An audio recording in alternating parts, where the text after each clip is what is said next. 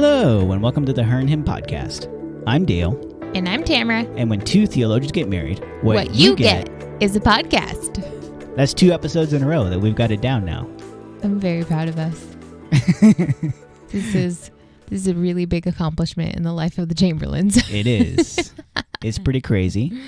Well, today on the podcast, I thought it would be fun to get historical and also to define a term that's kind of difficult to define, even though we use this word literally on, I think, every single episode of the Her and Him podcast. We do, and it's probably good we define it because it's a term that's not only used on our podcast all the time, it's used just about everywhere that is talking or has anything to say about Christians at all. Right, but most importantly, we use it a lot on the podcast, and that's what people are listening to most and defining their lives by. So right. We want to define what we mean when we say it. And that word is, are you ready for it? Ready. Evangelical. What on earth is an evangelical? And what is evangelicalism? So counter to what you might believe evangelicalism to be based on all the other places you hear it, like on the cable news and all of the times they're talking about evangelicalism. And we also hear this in regards to political platforms quite a bit too. You hear people reference the evangelical Christians and where they stand and what they're supporting and what they're not supporting. But contrary to what all of those other resources, I suppose you could call them, are saying, there is an actual definition to what evangelical means. Yeah, and so you might associate evangelicalism with being a voting bloc, in particular a conservative Republican voting bloc. You might even associate evangelicalism with whiteness, and you might even just think of evangelicalism as synonymous with Protestant or with Christian. And while all of those things are kind of sometimes helpful thumbnails of what evangelicalism is, they don't itself constitute the whole of the movement. Evangelicalism is actually a historical movement that's been around for a while that is a subset within the world of Christianity. Mm-hmm. And so we want to take some time today and talk about what are the guiding values and beliefs within that historical movement, and then kind of briefly trace the history of what is evangelicalism so that we can get to a better understanding of what that means. And I feel like that's important because when you look at being an evangelical, there's a lot of people who are evangelicals who have mixed feelings about being evangelical these days, just because of a lot of the things that evangelicalism has become associated with. But I feel like if we look back on the history of evangelicalism, both its strengths and its downfalls, I think that gives us a clearer vision for where we want to be going to pull out the most important parts of the movement and to carry those into the next generation. Right. And so the hope is that this will be helpful, not just for the sake of talking about history and the movement of evangelicalism, but as you yourself, it's very likely you identify as an evangelical because it really does make up a large category of Christians. And in your identification as an evangelical, it's helpful for you on a very personal level in your faith to, again, look at what has the evangelical movement gotten right and where are some areas that we need to correct. Because right now we're really at a crossroads in our culture, in our society, in a large number of ways, and we're seeing that penetrate into the church. So as we're heading into this crossroads, what can we see that has been done well, and where do we need to see a course correction happen? And we don't promise to have the answers of how to course correct or what that looks like culturally in our churches and what it looks like for you as an individual. But we hope at least this podcast will begin to provoke some of those thoughts in your mind. And so we wanted to start off really with just defining the word evangelical by itself. And so it actually has its origins in Greek. As all good words do, they're either Greek, Hebrew, or Latin. Exactly. At least the ones that we talk about. Yeah. And so the Greek word is euangelion, and that actually translates into English as gospel or good news. And so you might be thinking, well, all Christians should care about the gospel and the good news. So the word itself is not incredibly helpful to give us the details of the movement itself, because it feels very broad and feels very general, and as if every single Christian should say, yes, of course, we are all evangelicals. And in many ways, the answer is yes. But in other ways, as we explore the movement itself, the answer might not always be yes. Right, because the definition of the word itself is one thing, and then there's how it's been used as a moniker for a particular group of people within Christianity and within Protestantism as a label for who they were, what they valued, and kind of the general trend lines of that.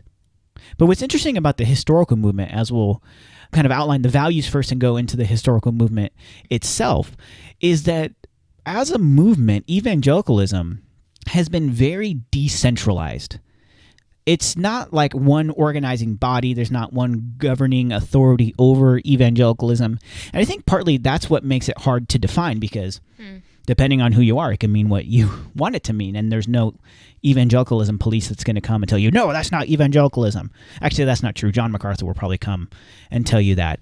But by and large, there's no one with authority over you that is really defining these things for us. But from a historical perspective, we can see the trends of the movement itself. And the trends have followed along a certain set of values that were important, that's kind of coalesced into this broader movement amid a diversity of different groups and people. Right, so it allows for a lot of different theological views, and that's why you have a lot of different denominations that would all say they are evangelical Christians. For example, Baptists, they refer to themselves as evangelicals. You have Presbyterians, Anglicans, Pentecostals, non-denominational churches, and even Roman Catholics. Some of them refer to themselves as evangelical Catholics. Yeah, most famously is probably former Vice President Mike Pence, calls himself an evangelical Catholic. Right. So there's, as you can see, just based on that list alone, there's a lot of diversity within theological thoughts, but there are 4 common core beliefs that you would have to hold to in order to be considered an evangelical based on what we see historically through the evangelical movement itself. Yeah, and this kind of fourfold definition of what it looks like to be an evangelical comes from a historian named David Bebbington, and we'll link to his book in the show notes. But this is kind of like the definition of evangelicals among historical theologians. I mean, there's some others that are out there, but this one's pretty definitive. It's kind of the gold standard. And it's come to be referred to as the Bebbington Quadrilateral, because there's 4 parts to it. There are 4 values to it. And the first one of those is something called conversionism. Yeah, and conversionism would refer to the idea that each believer as an individual has a personal commitment to Christ. Like, you have your own conversion story. There was a moment in your life when you did not know Christ, you were not saved, you didn't have faith in Jesus, and then there was a very definitive moment that happened and you were converted and transformed, and now you're on this road to sanctification of becoming more like Christ.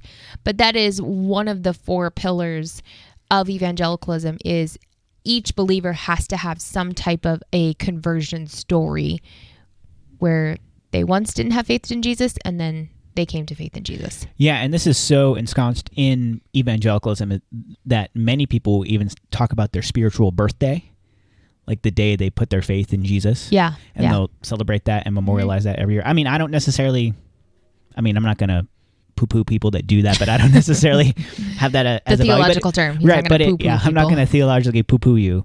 But, that's not a value that I necessarily have as this moment. But that goes to show like how prevalent this sense of conversionism. There was a before and there is an after. And also attached with that is the idea that you were born again, you were born afresh, that language coming from John 3, born again Christian, that's an evangelical, that there was this before experience of the things that you valued and believed before, and the things after, and obviously those things after are more Christward. So that is conversionism.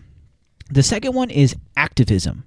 And this idea of activism, as Bebbington defines it as an evangelical trait, is the commitment to not only being personally transformed in your life by your faith, but also playing that out in the good works that God has called you to do. And there's kind of two parts to that. The first part is personal evangelism. It's very evangelical to be evangelistic. It's part of the activism. Right. But then also attached to that historically has been a concern for the poor, has been philanthropic efforts. And so both mission and humanitarian efforts are attached in this idea of activism. So there's a definite before and after, conversion, activism, you're evangelizing, and then you're also helping those with physical needs. And then the third one is biblicism. Yeah, this is a real big one for evangelicals. I guess all four of them really are. But this one, the idea... Each one we're going through like, wow, yeah, this is important. This is very important to evangelicals. Very central to the faith. So this one is the idea that the Bible is at the center of everything in life for the evangelical person. So there is nothing greater than the Word of God in your life. Tradition doesn't hold more power or weight. People who are in leadership over you, their words don't hold more power or weight than the Bible.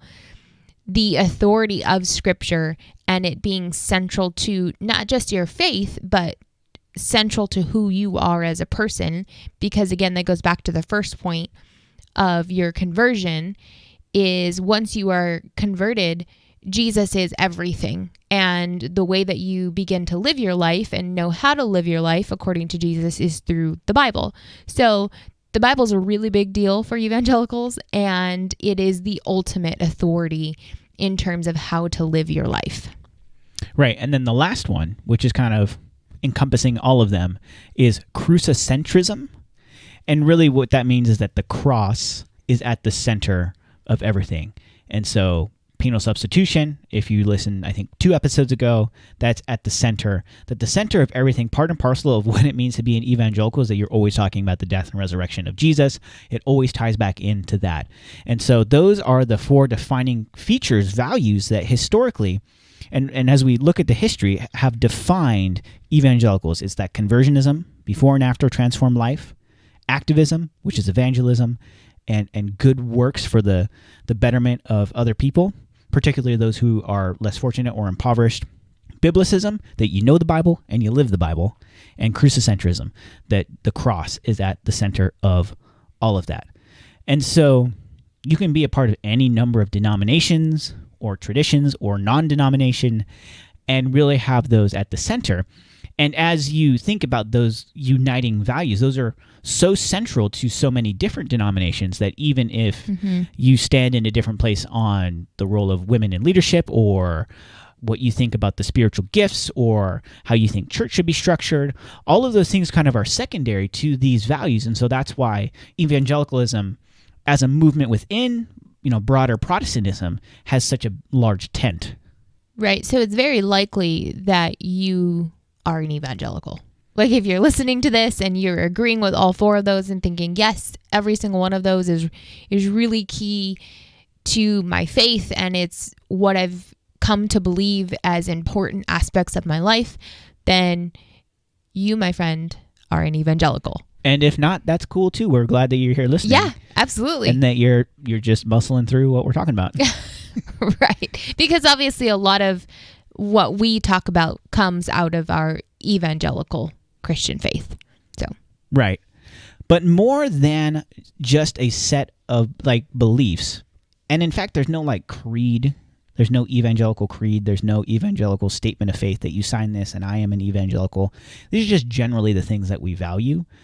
So it's much more than those things. It's actually this historical movement that, as far as we can tell, dating back to the 1730s, has had about 4 major waves in Europe and North America. And as it's been a part of Europe and North America, it's been exported through missions work. And so a lot of different places in the world look evangelical. So we thought it would be helpful to go back to that first wave of evangelicalism. What was the start of this thing? And to kind of take a look at the history of that. And as we do that, we'll reference a book called A Short History of Global Evangelicalism. It's by Mark Hutchison and John Wolfe. And I don't believe actually either of these guys is an evangelical, but they just outline the history, and they're very good historians, and they describe evangelicalism in a neutral way, and in many ways it's a very charitable treatment to evangelicals. So we'll link to that one in the show notes if you want to pick it up. I recommend reading it. I thought it was very insightful. But they agree with a lot of other historians that the story of evangelicalism begins in the 1730s, and it starts really with three key dudes, and that was Jonathan Edwards, John Wesley, and George Whitefield. Their names all sound very familiar. They all sound like old white dudes. Yeah. Yes. John, and George. Yeah. So we want to kind of just give a brief, I guess, overview of these three guys and then move through the different waves of evangelicalism.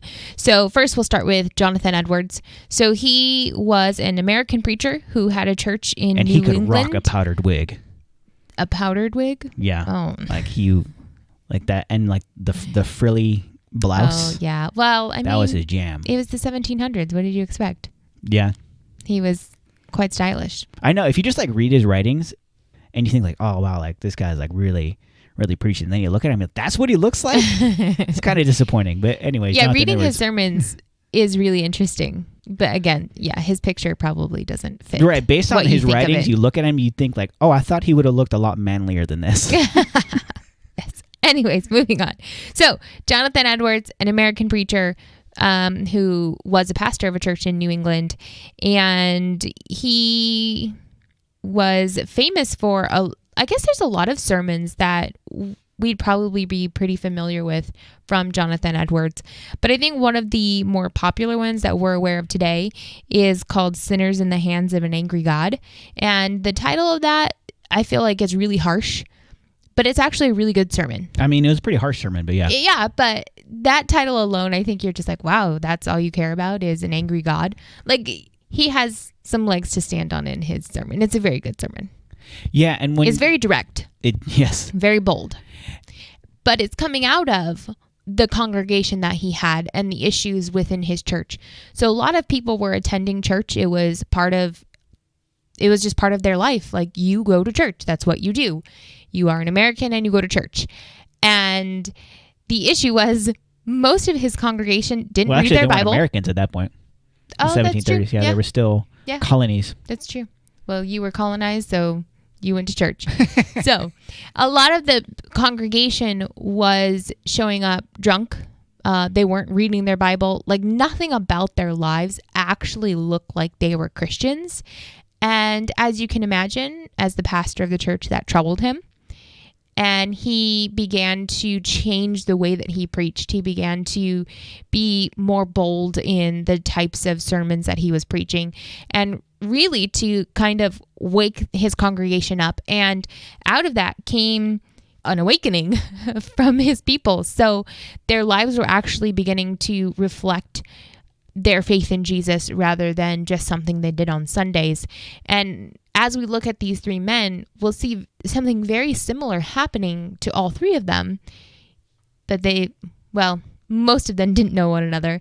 And it wasn't a planned awakening that they were working on together. Right. And so as Jonathan Edwards starts preaching, he preaches sinners in the hands of an angry God. People start to wake up.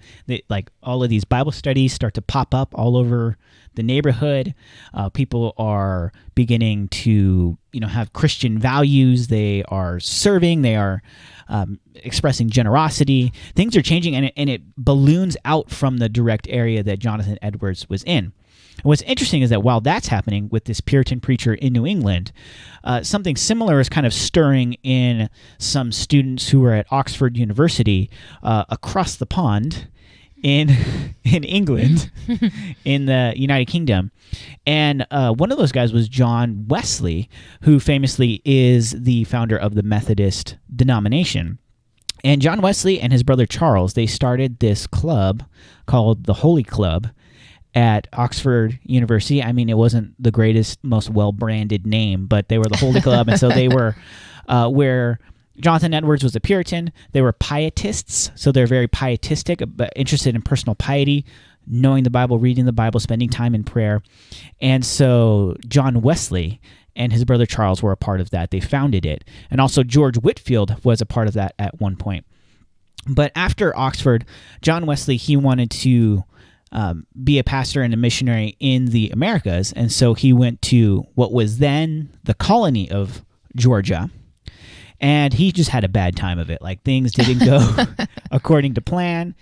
It was way too hot. It just, things were not progressing the way he thought. He thought he was going to go and he was going to, quote, convert all the savages, and that didn't end up happening. Yikes. And so he went back to England, kind of tails between his legs, and really discouraged.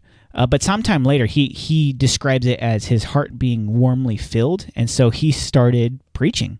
And what was interesting is that he didn't go to a church. He didn't, start a church or pastor a church, but he was an itinerant preacher. And he started doing this thing that had never been done before. He started open air preaching. He would go to where people were and he would start preaching to them. And he was crazy. He would preach like 16 sermons a week all over the place. And as a result of that, people like really started to listen and change. And there was this movement that started. And George Whitefield was also a part of that.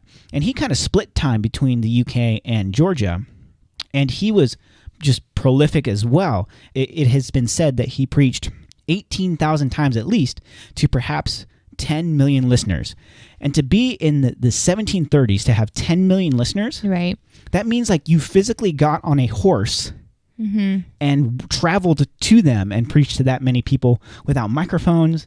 And so it's just crazy. Like, these guys were prolific. And so you kind of had this movement swelling in the South, the American South. You had this movement swelling in New England. You had this movement swelling in the UK. And they all kind of coalesce into this great awakening, this great spiritual awakening. And that's kind of the first wave of evangelicalism, where people are becoming very activistic. They're having conversion experiences. They're all about their Bibles, and Jesus and the cross are at the center of it. Yeah, what's interesting is these three men, again, they were located in different places, and they actually had different theology. Like, they didn't share the same theological views on everything you could think of, and yet they were all seeing this awakening within their communities simultaneously. And obviously we know that was the work of the Holy Spirit, but this would be the first true awakening that we can see happening that really made way for this evangelical movement that we know of today. And so the second awakening probably was in the 1840s to the 1850s. And so this is just pre-Civil War. Yes.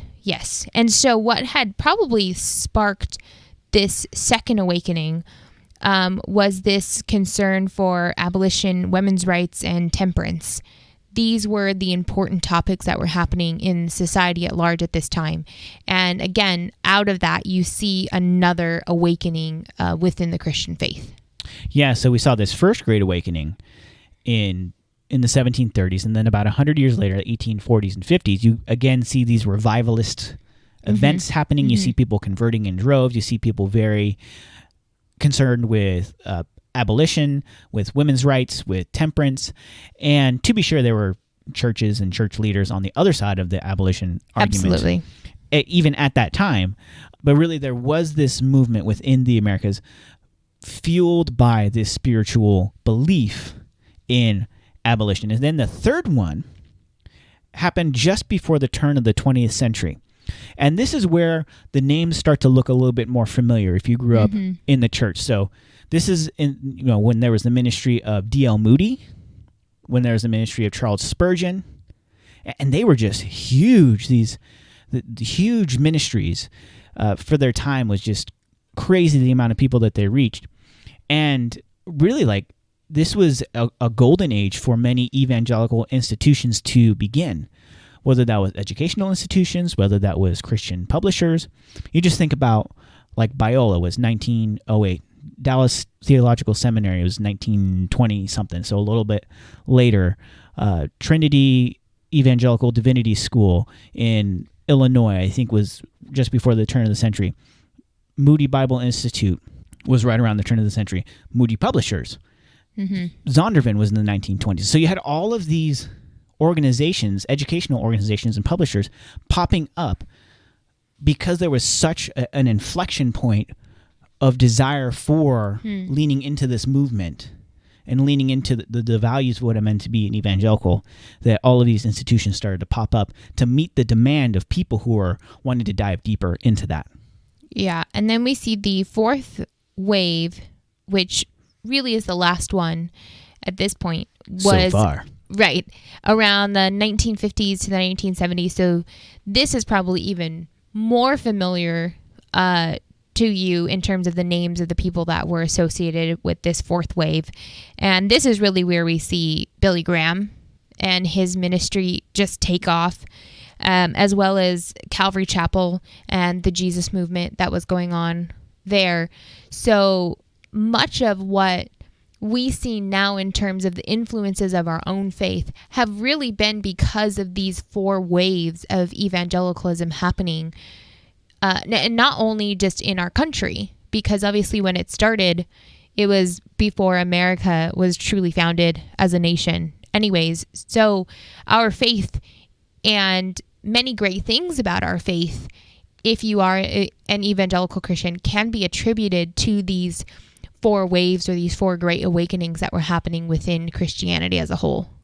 And it's interesting that you said that it feels like we're at an inflection point again, where we're on the cusp of something new or a different iteration.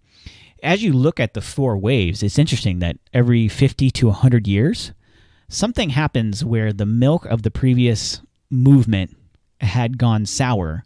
And so there had to be this fresh wave of really the Spirit of God and really people turning to these values that they had held dear to in previous generations, but doing those in a new way, in a fresh way. And so as you look at the time we had the last one in the 1950s or the 1970s, we're about at that 50-year mark where within our lifetime, it's not unlikely that we'll see another inflection point that will look and feel very different from the previous one, in the same way that the one in the 60s felt different from the one at the turn of the century, felt different from the one during the Civil War or before the Civil War, felt different from the very first Great Awakening. There's these new voices, these new modes of doing things, whether it was publishing books or later it was TV, and now we have the internet. Like all of these things are coalescing, and we can utilize those in brand new ways with a fresh falling of the Spirit of God as we center around these values of what it means to be an evangelical. Right, and just going off your assessment of the way that we see this kind of wave of another awakening every 50 to 100 years, and it's because something from that previous one was missing. Like there was some friction happening within that previous movement, and to take your phrase, like the milk had gone sour. And again, I think we are at that point. And it gets stinky. Like it goes a little sour, and then it gets worse and worse and worse, and then it smells so bad that we can't stand it anymore, that there's something new happens. Yeah, it's similar to when Silas leaves his chocolate milk cup in the car. Oh gosh. For a few days. And it's like in the summer, and you're like, what is that smell? And you're just... It's like under the chair. You're under, like I'm crawling in the car trying to figure out what is smelling so foul. Yes, that's where we are. It's real foul right now. So as we look back into history and see these multiple movements of faith, of evangelicalism, it's okay to look back and accept what was good of them, take what is good, and also be able to acknowledge what wasn't good. And so that's really where we want to pivot in the last half of this podcast today, is looking back at the history of the evangelical movement itself and seeing what went right and what can we continue to take and honor and be thankful for and grateful for, and what do we need to maybe assess and realize these are not good things that were part of this movement and we need to course correct. Yeah, and really, it really hasn't been all rainbows and sunshine. Like maybe the first part of this podcast made it sound a little bit like that. But as we look at kind of a warts and all history of evangelicalism, there are issues that we see within evangelicalism today that are huge. And as we start to dig back into the history, we say, wow, like those things were actually endemic to the movement itself from the outset. And so what we want to do is kind of like look like, what are the things that we can excise from evangelicalism? And moving forward, maybe you don't even feel comfortable calling yourself an evangelical. I know there's a large movement of people called evangelicals who don't want to identify as evangelicals anymore. There's a growing deconstruction community of people who are deconstructing out of evangelicalism. So maybe like that name has too much baggage for it at this point. Maybe it doesn't. Maybe it's something we can recapture. It doesn't matter. But if we look back at the history of it, it doesn't matter what we label it. If we can pull some of these good things out while excising the things that were bad and endemic to the movement from the beginning, then really I think we have a chance at a fresh movement of God that we can experience in our own lifetime today. Yeah, and I think one of those things that really began with the movement that we are now seeing has become really problematic for evangelicals at large is this idea that the word evangelical and white evangelical were actually synonymous. And we didn't really see people of color as part of this evangelical movement from the very beginning, long into the first wave, the second wave. So really, it's something that was carried through wave after wave for this movement itself. Wave after wave. There's always some lyrics that I say in a podcast that always become a song for Dale. It's just the kind of memory you have. Anyways, thank you for distracting me. You're welcome. You're the best. But you're saying that evangelicalism and white evangelicalism are basically the same thing, like same difference. They're synonyms. Right. And there's a number of reasons why. I think one of them, obviously, is when we look back at the beginning of this movement, it was 3 white men. Wearing powdered wigs, yeah. Yes, with their powdered wigs. And as we continue to move through the movement and you see the universities that are popping up, you see the publishing companies that are popping up out of this great need, it was all being moved forward and pushed forward by white men specifically. And there are certainly people of color who would hold to the 4 truths or the 4 core central beliefs of what evangelicalism is. And they would say, absolutely, conversionism is important. Like, we have our conversion stories and we believe in the Bible, and that being central to our faith, we believe the cross is important. We believe activism is important. But they wouldn't self-identify as evangelicals because throughout the history of this movement, they were not part of this movement. And in many ways, I would go as far as to say they weren't welcome into this movement either, as people of color. Yeah, and to be sure, there are plenty of people of color who are within the evangelical movement and would consider themselves evangelical. There are people who are people of color who are leaders in evangelical churches and in evangelical denominations and in evangelical organizations and educational institutions. But even still within that, they are operating within the systems and structures of evangelicalism, which are defined by white culture. And that's the dominant culture. And when you look at more black expressions of the church in America, they don't identify as evangelicals. Even like pollsters who aren't even a part of these conversations with us in such a way, like they don't have a dog in this fight. They don't identify black expressions of the church that are pretty evangelical. They got crucicentrism, they got biblicism, they got activism, they got conversionism. I almost forgot what the other one was. I was going to save you. They have all those things that they look like historic evangelicals. They have all the same values, but they're not called black evangelicals. They're called black Protestants. Even people outside of the church in these conversations knows that evangelical means white structures, means white authority, and black Protestant is something entirely different, even though the values and beliefs are very similar. And evangelicalism being such a broad tent, you would think it would include black Protestants, but because of the history of evangelicalism being what it is, believers of color have been placed outside the bounds of that, unless they were on the mission field, and then we kind of did a form of cultural imperialism with them, even as we evangelized to different parts of the world. Not only did they start to look Christian, they started to look like white culture when we went there. And so that's a huge problem within evangelicalism. That's been a problem really since the beginning.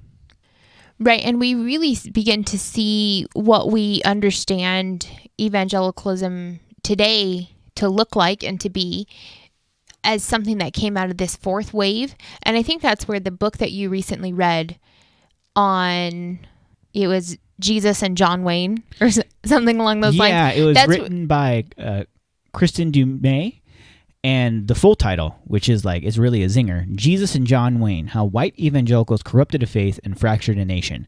So, I mean, that's some good there's clickbait. There's some editorialization in the title itself. Yeah.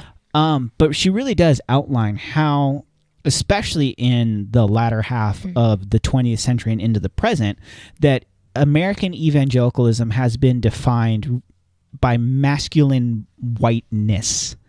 And so that's where it comes from in the title. There was this famous quote from an op-ed that said, Jesus will save your soul, but John Wayne will save your booty.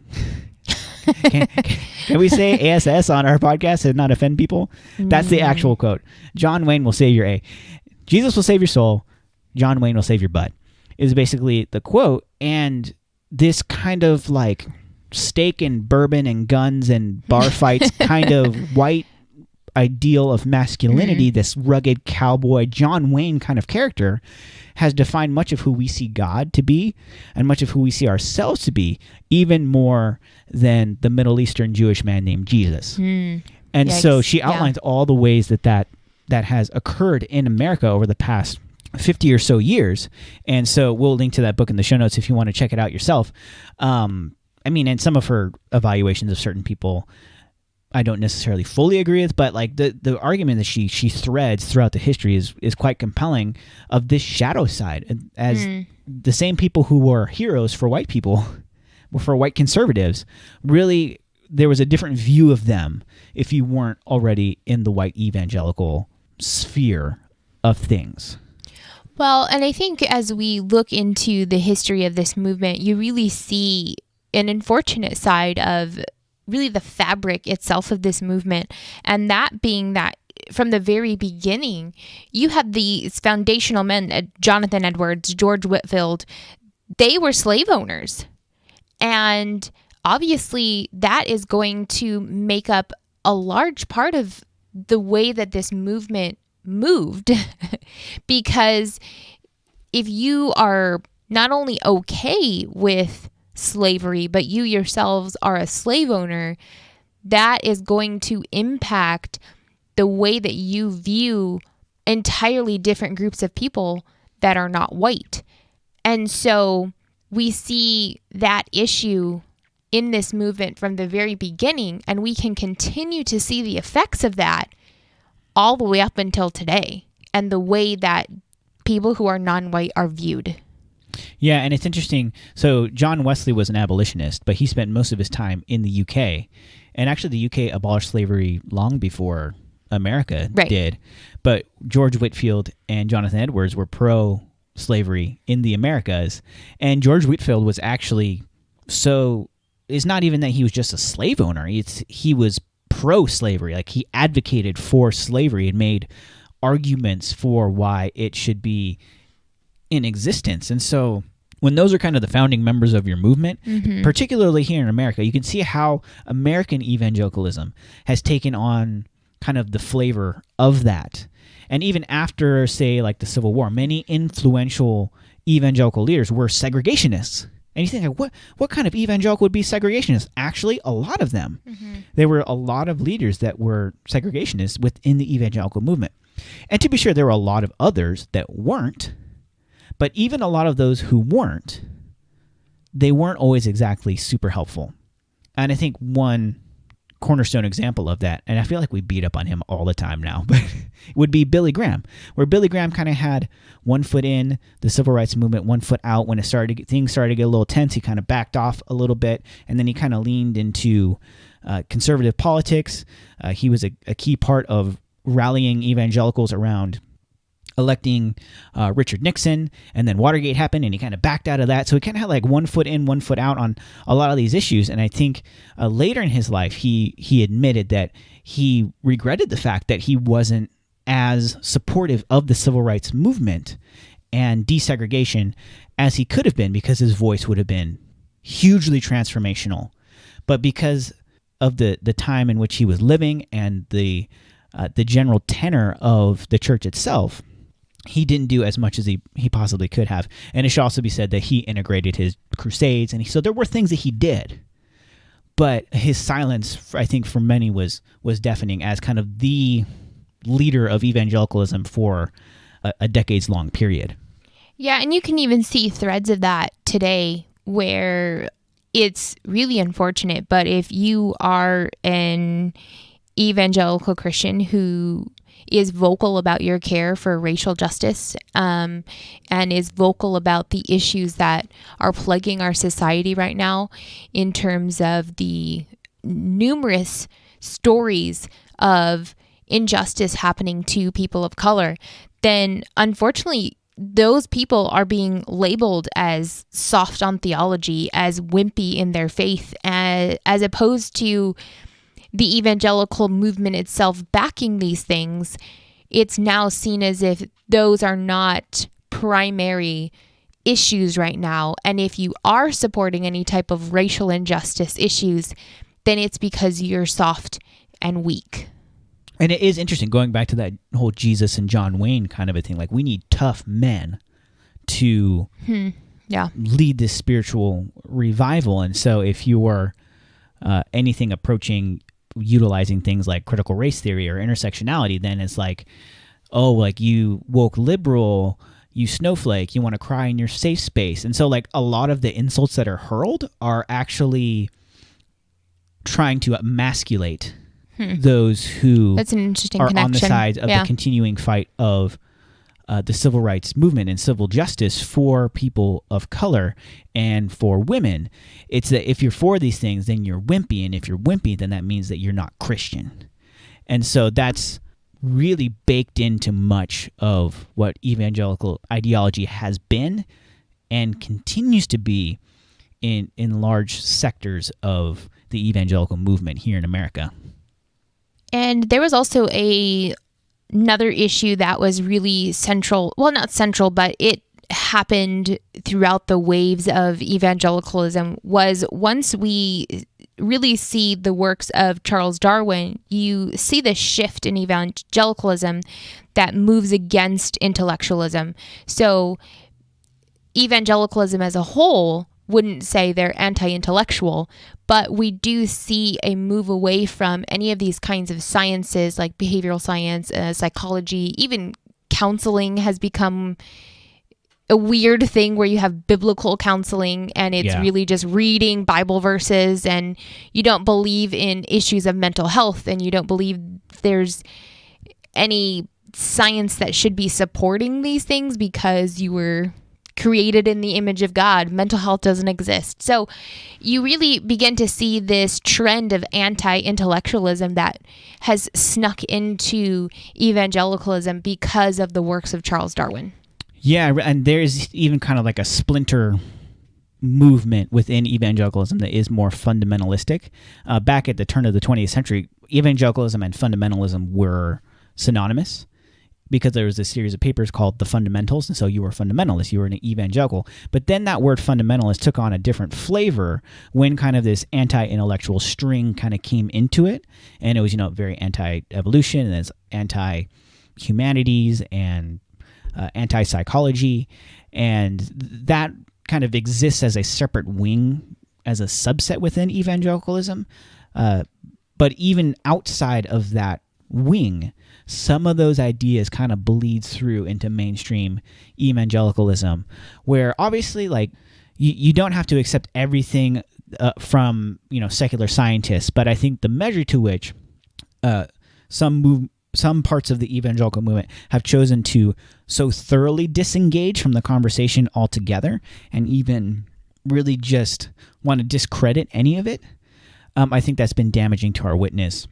And certainly it's been damaging to our theology, and has been damaging to the way that we treat people and the way that we either help or don't help people. And even going back to the CRT conversation, critical race theory, there's a thread of anti-intellectualism that comes with a rejection or saying that wokeness is the devil that's going to infiltrate the church. There's this fear and this anti-intellectual kind of tilt that is within that as well, even alongside some of the more, I guess, white supremacist assumptions within the structures themselves as well.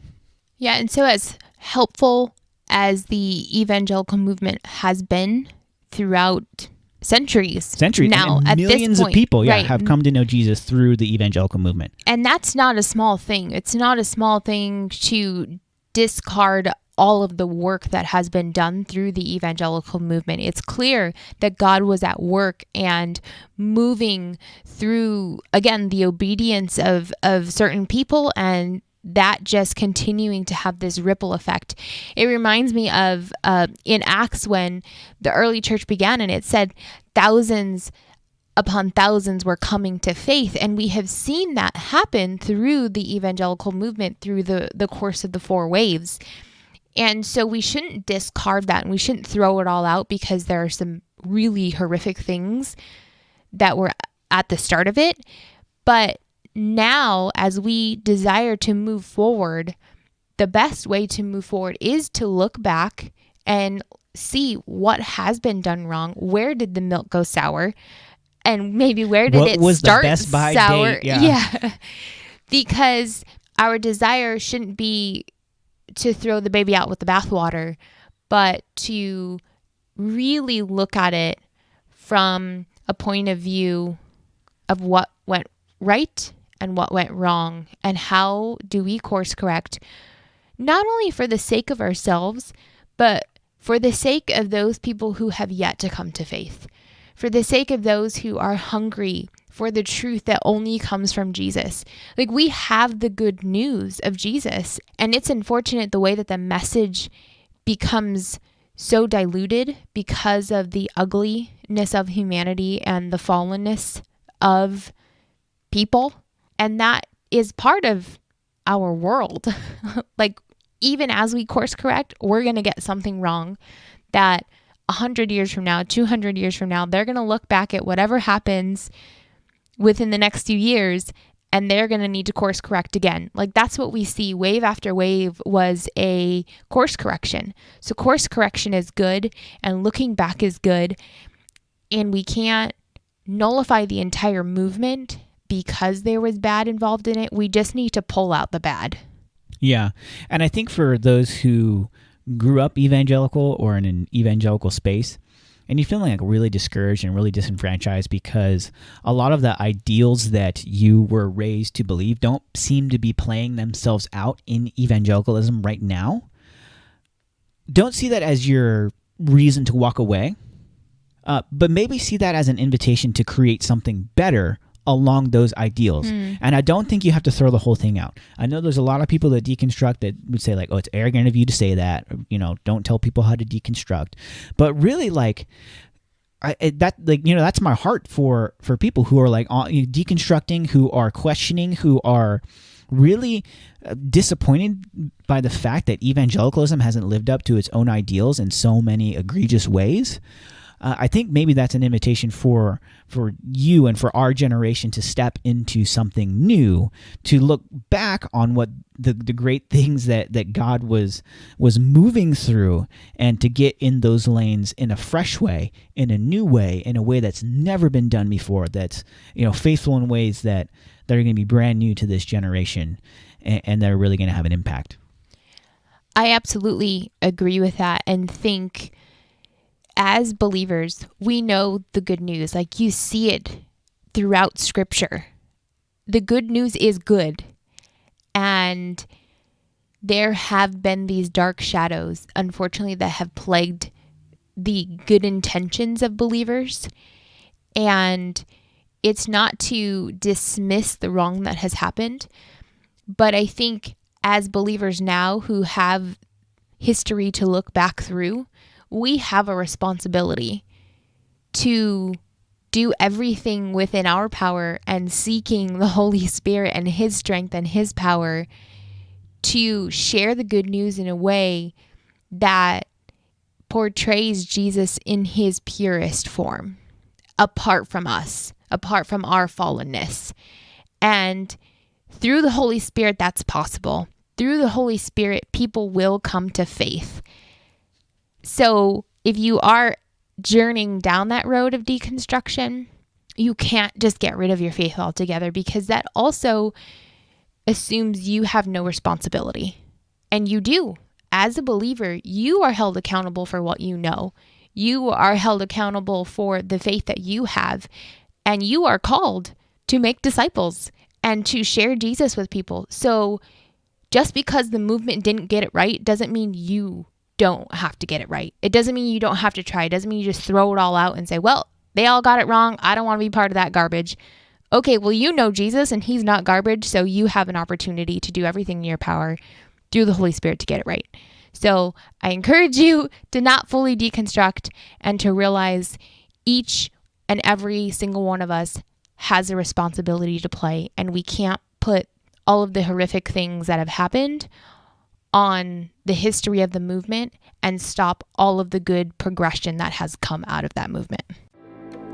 Thanks for listening to the Her and Him podcast. If you enjoyed hanging out with us, consider subscribing to the podcast to receive it automatically each week. Also, be sure to head over to our website, herandhim.com, and you can get show notes for this episode, read our blogs, and other helpful resources. We'd also love to hear from you, so you can email us at herandhimblog@gmail.com. Thanks again, and we will see you next time.